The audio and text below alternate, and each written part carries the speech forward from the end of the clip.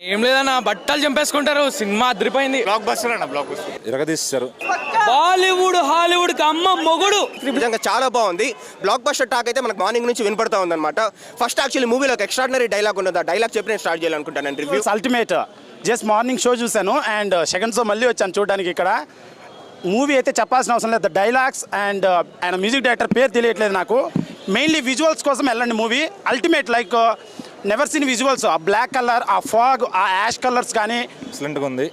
ఇరగదీశారు. అక్కడ మన ప్రశాంత్ నీల్ గారికి 100 మార్క్స్ వేయచ్చు.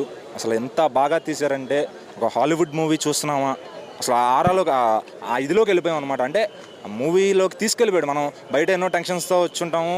ఒక మూవీ థియేటర్లో కూర్చొని 5 మినిట్స్కి ఈజీగా కనెక్ట్ చేస్తాడు. Hero entry beginning to ending 1 man show. అంటే ప్రశాంత్ నీల్ గారు చాలా బాగా హ్యాండిల్ చేశారు.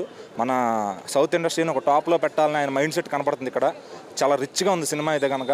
ఈ కథా కథనాలనే అసలు ఎవడు పట్టించుకోడు. లోపలికి వెళ్ళిన తర్వాత అసలు కథ ఏం లేదు చెప్పాలంటే. సింపుల్ బాగుంది బ్రో. తుఫాన్ అయితే అసలు చెప్పొద్దు.